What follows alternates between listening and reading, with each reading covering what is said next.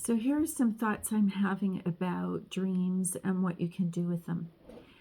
I'm going to use a couple of distinct anecdotes that have been shared with me by different people about how they handle dreaming, which I always find kind of fascinating because I work with this as a tool, not only in my own therapy practice, but my personal journey.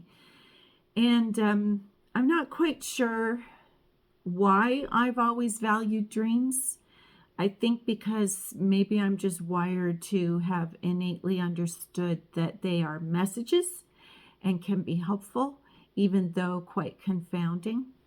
But I've had the opportunity to hear from a few people lately, some two kind of very distinct perspectives about dreams, neither surprising to me, and they're kind of at either edge of the spectrum. One is this ongoing kind of frustration sometimes and just mystification, if that's a word, about dreams and the symbology in dreams and how they can be kind of confusing and people want to engage with them, but they just don't know how. So that's where I'm happy to come alongside and assist. There are many ways that we can approach looking at what comes up in the dream time, what the dream maker part of our ego is sending to us, and how that fits in a bigger picture and our own lived out journey day to day. So I help with that.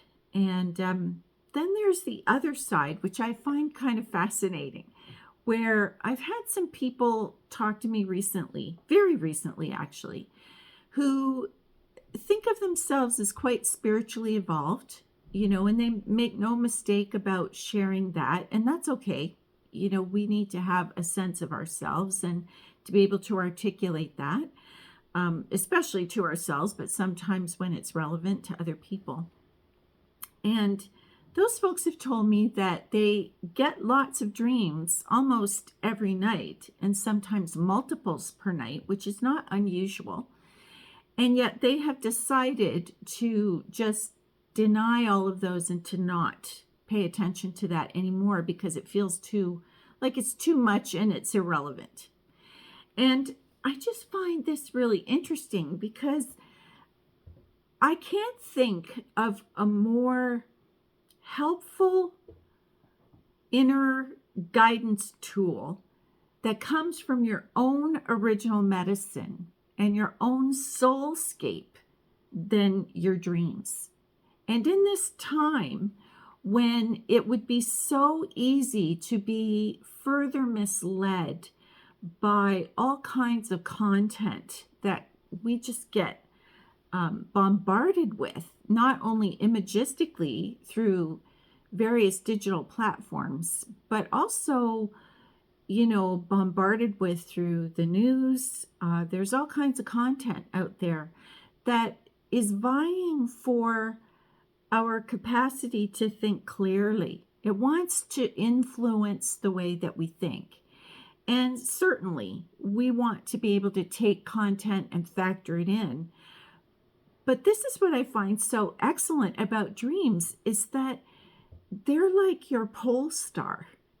They're an inner kind of GPS equipment that is inside of us already. And so our unique ability to experience sovereign mind, by which I mean the ability to think for oneself, to be able to data gather, and then to come to a discerning, wise conclusion based on your own experience, your wisdom, your research. People maybe you do admire who seem to have integrity. In the end, your dreams are a map of your own consciousness for the times that you're living in. So it confounds me why, in the word and imagery in your dreamscape, you would choose to ignore that. I I know I'm biased, but I can't understand why you would choose to ignore that. Other than, yes, at times it can be overwhelming, but then you do need to seek out someone who can help you parse it out. And that can just be a really tuned in friend that you trust. It doesn't necessarily have to be a therapist, art therapist, or Jungian analyst. But that might not hurt from time to time to check in with a professional who makes it known that they assist with that kind of content because they're trained to do it. Plus, they're usually doing it themselves if they have integrity and ethics about what they do. So I just find that when we're offered kind of what I call the nighttime movie of our mind and heart, that is a story that can help us to connect with the journey that we want to be living, the story that we want to be writing, our life stream, and to also learn from the symbols and the content in those dreams about the story that does not need to happen. And from that, I lean on some of the work of the late Angeles Arrien, a cultural anthropologist. So you get to write it. And sometimes your dream time is assisting you in writing your field notes for the journey.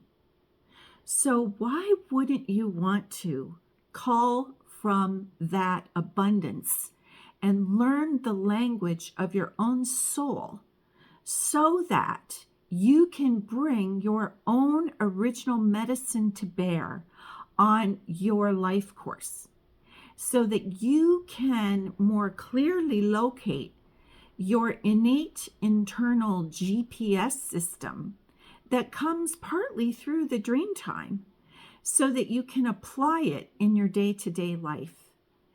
There are many ways to do this, and they don't cost as much as you think. However, I will say the cost, which is maybe what makes people uncomfortable, is that you might have to course correct. And you might see some things where your shadow is very operational. And I don't mean your golden shadow. I mean your dark shadow. Not that that's a bad thing. It's instructive. It's very helpful. And sometimes it's that we really don't want to reckon with. We don't want to contend with that. We like kind of doing it our own way. We like sometimes skimming over the surface. And if you think this is depth work, well, you're right. And some people shy away from that because they think it's too hard or it confounds their intellect, which is often the way we're taught to come to the way that we live our lives in this culture that we're in.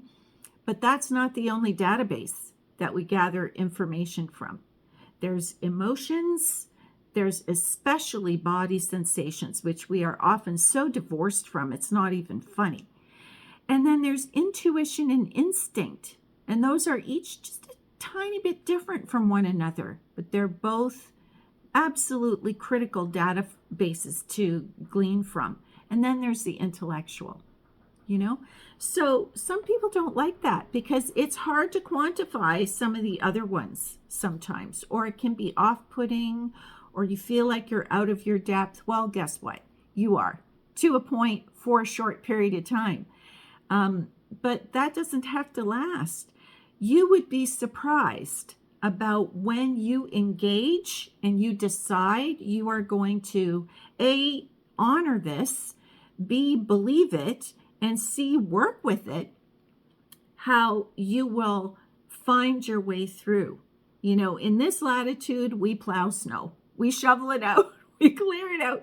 It's kind of like your snowplow that kind of clears the way. When it gets a little bit muddy, murky, or cold and the snow is deep, this is how you make your way through. Dreams are our field guide, so let's not shuck them under the threshold. Let's not pretend they don't offer us assistance or guidance.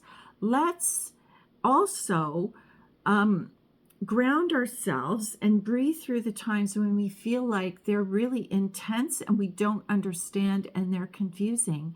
And then let's go get some help if we feel we need it. At the very least, write them down just in point form. Just capture the basics. It doesn't have to be paragraphs and paragraphs. Just capture the basics and let yourself be okay with being in a state of wonder for a little while until the meaning and the sense of it arrives to you. How about that? That might be a good way to get through these times.